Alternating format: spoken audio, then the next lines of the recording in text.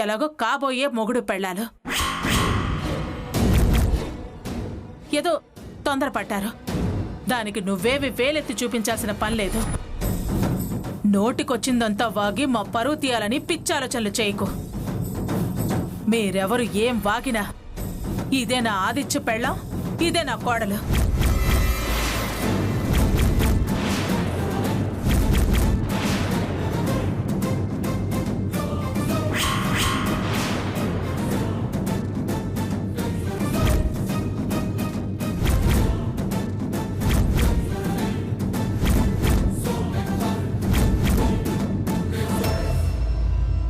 మరి తులసిని ఏం చేస్తావు? నువ్వు నెత్తిన పెట్టుకుని ఊరేగు. అయినా దాని సంగతి నీకెందుకే? అదే చేసేదేమీ లేక స్వయంగా దీని పెళ్లి ఆదిత్యతో చేస్తానంది.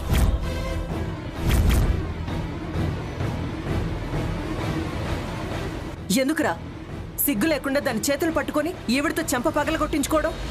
ఆవిడన్ని మాటలంటుంటే పడాల్సిన అవసరం, ఇక్కడ చెంపలు నిమురుకుంటూ నిలబడాల్సిన అవసరం ఏంట్రా? పద లోపలికి. నువ్వెందుకే వీధిలోకి వచ్చి అందరితో మమ్మల్ని మాట్లాడిపిస్తున్నా? పద లోపలికి. విన్నావా తులసి, వదినేమందో? నేనన్నదే అదంది, అదన్నదే నేను అన్నాను. ఎవరు ఏమన్నా ఆదిత్య పెళ్లి దీంతో జరగదత్తయ్యా.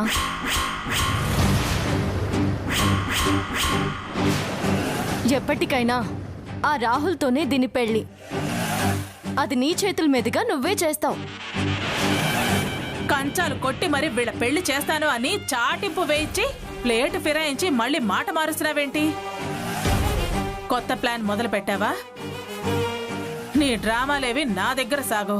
కొత్త డ్రామాలేమీ కావత్తయ్యా, పాత డ్రామాలే. సీన్ మారుతుంది, కథ మారొచ్చు. నీ స్థానం మారకుండా చూసుకో. నా స్థానానికి ఏ డోకా లేదు అని చెప్తున్నా. ఆదిత్య ఎప్పటికీ నావాడే. అలాగే కలలు కంటూ కూర్చో. వాడితో దీని మెడలో తాళి కట్టిస్తాను. ఆల్రెడీ ఆదిత్య కట్టిన తాళి నా మెడలో ఉందత్తయ్యా. అది చూస్తూ మురిసిపోతూ బతుకు.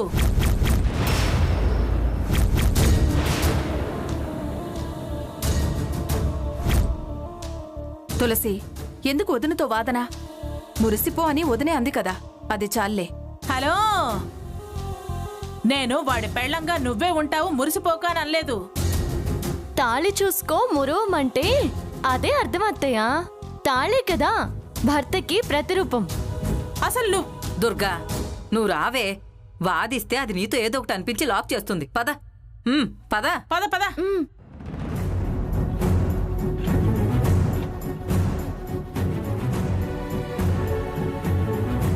సరే అత్తయ్య, వెళ్ళు.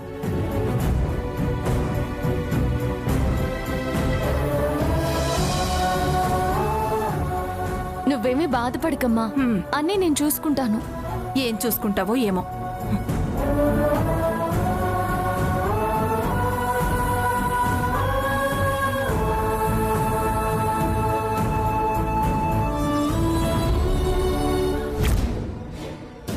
ఆంటీ, చూసావుగా తులసి, వాడు లక్ష్మి గురించి ఎలా ఫీల్ అవుతున్నాడు? నేను పెళ్లి ప్రస్తావన తెచ్చినా వాడు భరించలేకపోతున్నాడు. ఆంటీ, ఎంతగా ఆలోచించినా నేను వాడిని అనుమానించలేకపోతున్నాను. వాడు ఏ తప్పు చేయలేదనిపిస్తుంది. వాడినేమో అలా నిన్నిలా చూస్తుంటే జాలేస్తుంది, కానీ ఏం చేయలేని పరిస్థితి. వదిలేయండి ఆంటీ, నా విషయం వదిలేయండి. ఏదో నాకు చిన్న డౌట్ వచ్చి అడిగానంతే. రాహుల్ తప్పు చేశాడు అని ఖచ్చితంగా చెప్పలేదు. రాహుల్ మీద తప్పు నెట్టే ప్రయత్నం కూడా నాది కాదంటీ. తనని చెడ్డవాడిగా నిలబెట్టాలని కూడా కాదు. మర్చిపోయి ఒకవేళ గుర్తుకొస్తే నిజం చెప్పి అత్తయ్యకి నచ్చ చెప్పి అత్తయ్య మనసు మార్చి ఈ పెళ్లి ఆపుదామని. ఈ విషయంలో నన్ను క్షమించండి ఆంటీ. ఏదో డౌట్ పడ్డావన్నావు అంతేగా? మీ పెంపకాన్ని అనుమానించినందుకు. ఏదో డౌట్ పడ్డావన్నావు అంతేగా? దానికి అంతంత పెద్ద మాటలు అవసరమా? నువ్వు వేరే ఏ ఆలోచనలు పెట్టుకోకు. అలాగే ఆంటీ, వస్తాను.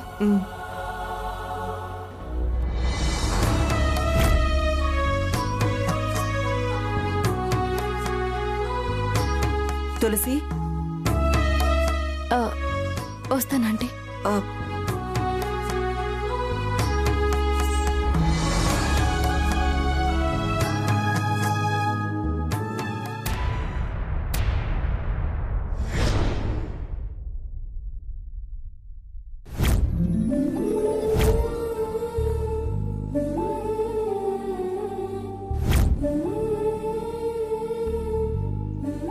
ఇప్పుడు ఈ పెళ్ళి ఆపడం ఎలా?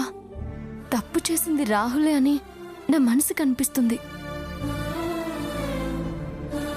మామయ్య అన్నట్టు నా నమ్మకాలు సాక్ష్యం చెప్పలేవు, జనాల్ని నమ్మించలేవు. సాక్ష్యం సాక్ష్యం సాక్ష్యాలు సంపాదించాలి. ఏం సాక్ష్యాలున్నాయి? వాటిని ఎలా సంపాదించాలి?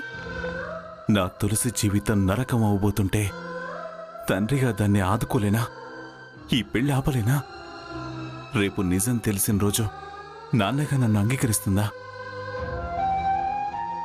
నా జీవితం నాశనం అవుతున్నప్పుడు నిమ్మకు నీరెత్తినట్టున్నావు, నువ్వే నాన్నవి అని నిలదీయదా?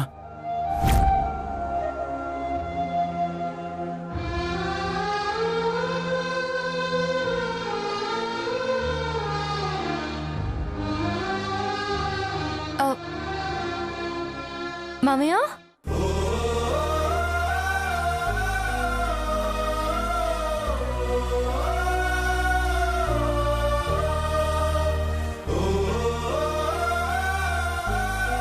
భయపడుతున్నావమ్మా? నేనెందుకు భయపడతాను మామయ్య? మరి ఉలిక్కిపడ్డావు? వేరే ధ్యాసలో ఉన్నాను మామయ్య. ఆ ధ్యాసే నేను భయపడుతుందేమోనని. మీరంతా ఉండగా నాకు భయం ఏంటి మామయ్య? ఎంతమంది ఉన్నా ఈ పెళ్లి ఆపలేకపోతున్నాం కదమ్మా.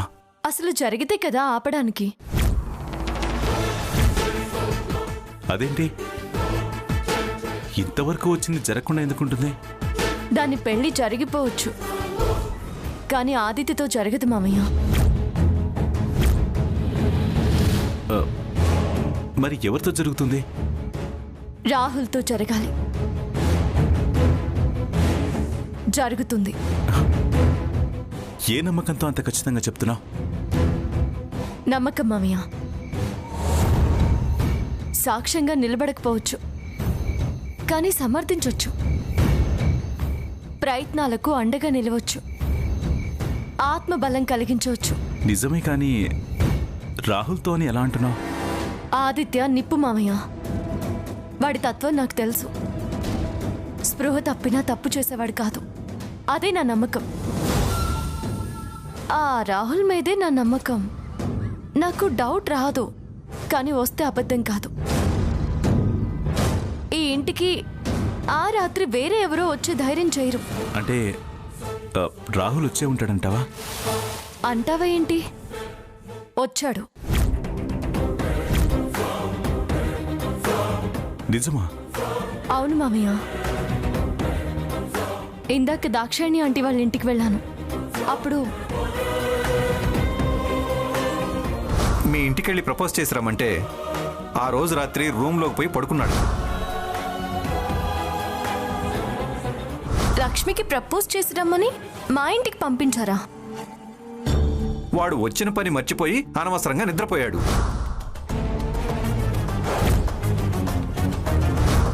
అసలు ఎప్పుడొచ్చావు? ఎన్నింటికి వెళ్ళావు? రాహుల్ని అనుమానించడంలో తప్పేమీ లేదు కదా మామయ్య. అనుమానం ఏంటి? కాన్ఫిడెంట్గా వాడే అనొచ్చు. అందుకే లక్ష్మి పెళ్ళి వాడితో జరుగుతుంది అని అన్నాను. నీ నమ్మకం గొప్పదిరా, నీ ధైర్యం పెద్దదిరా. అదే ఎలాగ ఈ సమస్య అని నేను సతమతమవుతున్నాను. కానీ నువ్వు గుమ్మనంగా నీ నమ్మకాన్ని గెలిపించుకునే ప్రయత్నం చేస్తున్నావు. నువ్వు గ్రేట్ రా తులసి. మిమ్మల్ని చూస్తూ పెరిగిందాన్ని మామయ్య. పెరిగిదాన్ని ఎలా అవుతాను? మీరు సపోర్ట్గా ఉండండి. అన్నింట్లో గెలిచి చూపిస్తా. 100% నీకు తోడుగా ఉంటాను రా.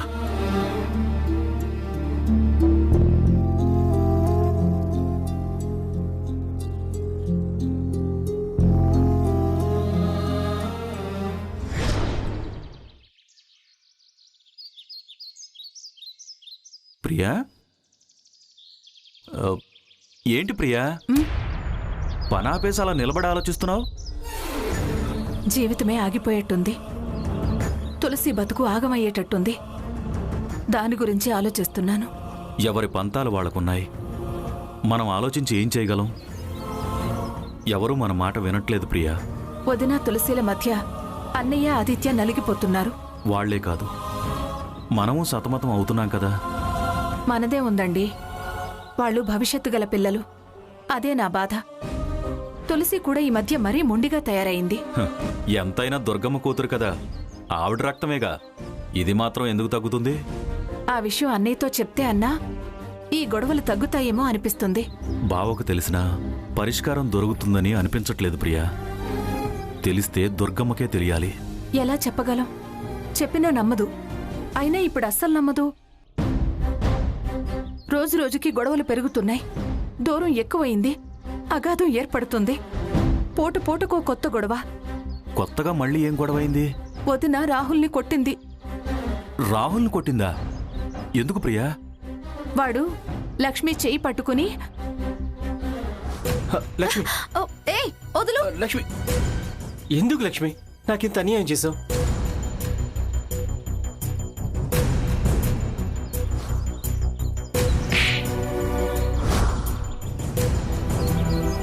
మీరెవరు ఏం వాగినా ఇదే నా ఆదిత్య పెళ్ళం, ఇదే నా కోడలు. నాకసలు లక్ష్మితో అలా ప్రవర్తించింది ఎవరనేది అర్థం కావడం లేదండి. ఆదిత్య గురించి మనకు తెలుసు. కొడుకును కూడా వదిన నమ్మలేకపోవడం నాకు ఆశ్చర్యం వేస్తుంది. ఇప్పుడు దాంతో వాడి పెళ్లి పెళ్లి అని హడావిడి చేస్తుంది. రేపు వేరే ఎవరైనా దోషి అని తెలిస్తే వాళ్ళ జీవితాలు నాశనం అయిపోతాయి కదండి. 3 కుటుంబాలు అల్లరి పాలవుతాయి. వాళ్ళు పెళ్ళైన వాళ్ళు, వాడేమో ప్రేమించినవాడు.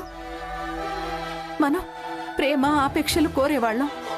పరాయి పెళ్ళైనా ఆ లక్ష్మి జీవితం ఎంత నాశనం అవుతుంది. ఎవరికీ కాకుండా పోతుందేమో అనిపిస్తుంది. ఈ విషయాన్ని ఆలోచించాల్సింది దుర్గమ్మ. పొద్దునకి ఆలోచించాలి అని ఉంటే మనం చర్చించుకోవలసిన అవసరం ఏముందండి? తులసి ధైర్యంగా ఉందిగా, తనకేం జరగదులే. ఏం ధైర్యమో ఏంటో, అది తడవుకొక రకంగా మాట్లాడుతుంది. తడవకో రకమా? అదేంటి? ఆదిత్య మీద నమ్మకం అంటుంది. మళ్ళీ వాడికి లక్ష్మికి పెళ్ళి అంటుంది. ఇందాక రాహుల్కి లక్ష్మికి పెళ్లి జరుగుతుంది అంది. ఎప్పుడు ఏమంటుందో ఏం చెప్తుందో దానికే అర్థం కావడం లేదండి. అదేంటి? రాహుల్ లక్ష్మీలకు పెళ్ళందా? అవును, ఆ మంగళాంబ ఆ రంగమ్మత్తలతో కూడా అంది. అంటే దానికి రాహుల్ విషయంలో ఏదన్నా అనుమానం వచ్చిందేమో. అనుమానాలు పరిష్కారాలు చూపెడతాయా? ఏదైనా ఆధారాలు కావాలి. అది వదిన నమ్మాలి. అప్పుడే మనమైనా అన్నయ్య అయినా ఈ పెళ్లిని ఆపే ప్రయత్నం చేయడం కుదురుతుంది. బావ మొండిగా ఉన్నాడు అంటే ఏదో ప్రయత్నం చేస్తున్నాడనే అర్థం. తులసి అలా రాహుల్ లక్ష్మిల పెళ్లి అంది అంటే ఈ పెళ్లి ఎట్టి పరిస్థితుల్లోనూ జరగనివ్వదు. పెళ్లిలోపు మనము ఏదో ఒకటి చేద్దాం ప్రియా. ఏం చేద్దామండి? ఆలోచిస్తే దారి దొరుకుతుంది ప్రియా. మరీ నువ్వు అదే పనిగా ఆలోచించి ఆరోగ్యం పాడు చేసుకోకు. మనం ఎవరికీ ఏ అన్యాయం చేయలేదు ప్రియా. దేవుడు మనకు అన్యాయం చేయడు. నువ్వు ధైర్యంగా ఉండు ప్రియా. అదిలేకేనండి నేనెలా బాధపడేది. రోజు రోజుకి ధైర్యం సన్నగిల్లిపోతుంది. ఎంత ఆశించామో అంత నిరాశ మిగిలింది. ఆ ఇంటి కోడలుగా వెళ్ళింది, ఇక నిశ్చింతగా ఉండొచ్చు అనుకున్నాం. ప్రతి క్షణం చింతతో బతకాల్సి వస్తుందండి. అంతా మంచి జరుగుతుంది, జరిగి తీరుతుంది. నువ్వేం బాధపడకు.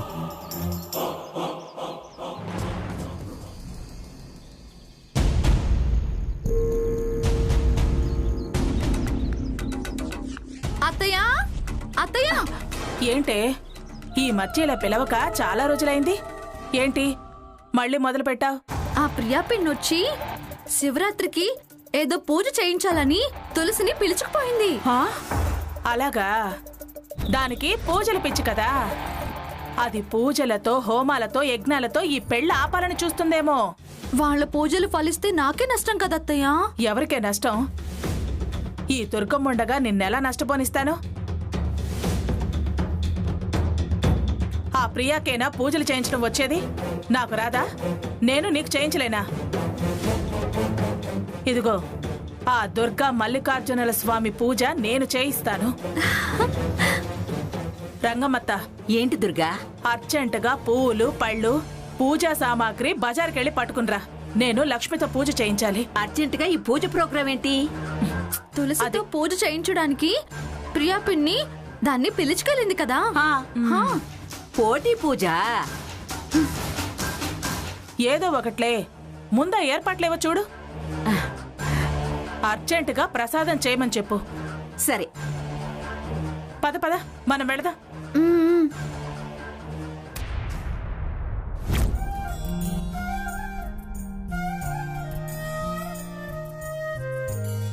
ఎలా ఉందమ్మా అలంకరణ? నీకేమే, నువ్వేం చేసినా ఫస్ట్ క్లాస్ గా చేస్తావు.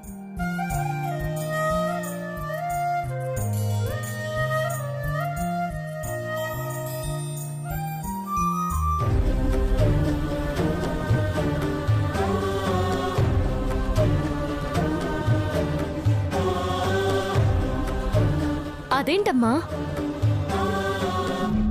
ఇప్పుడేమైందన్న అసలు? అప్పుడే అలా డల్ అయిపోయావు. ఆ కళ్ళల్లో నీళ్ళేంటమ్మా? ఈ పూజలన్నీ నువ్వు ఆదిత్య సుఖ సంతోషాలతో ఉండాలని, మీ సంసారం సాఫీగా సాగాలనే. కానీ ఇప్పుడున్న పరిస్థితులు నన్ను భయపెడుతున్నాయి, కలవరానికి గురి చేస్తున్నాయి. ఊరుకోమ్మా, నేను ఆదిత్య కలకాలం కలిసే ఉంటాం. నువ్వేం కంగారు పడుకో, కలత చెందుకో. అదే నేను చెప్తున్నానమ్మా. కానీ అస్తమాను బాధపడుతూనే ఉంటుంది, కన్నీళ్లు తుడుచుకుంటూనే ఉంటుంది. నా మీద నమ్మకం ఉంచమ్మా. నా జీవితానికి ఏమీ కాదు, నా భవిష్యత్తు చాలా బాగుంటుంది. ఇదిగో, వచ్చే ఏడాది కల్లా అందరం కలిసి ఆనందంగా ఉంటాం. నేను హామీ ఇస్తున్నాను. ఏడోకో, ఇప్పుడు ప్రశాంతంగా పూజ చేసుకో.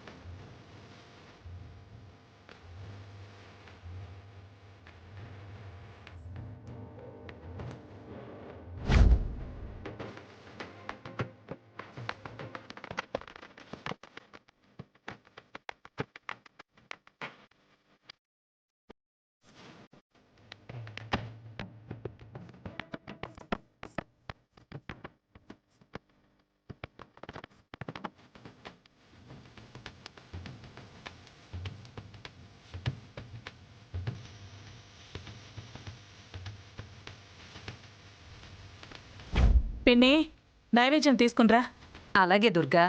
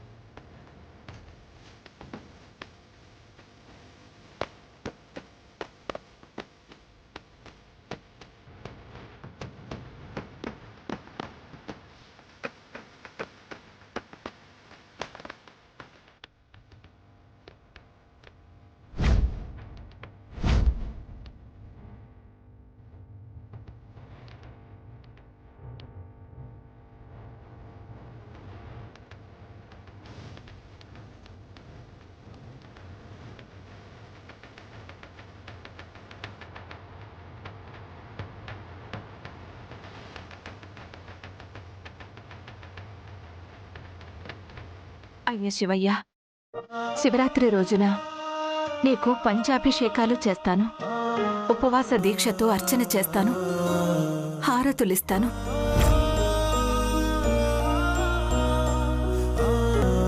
రాత్రంతా నీ నామస్మరణతో జాగారం చేస్తాను.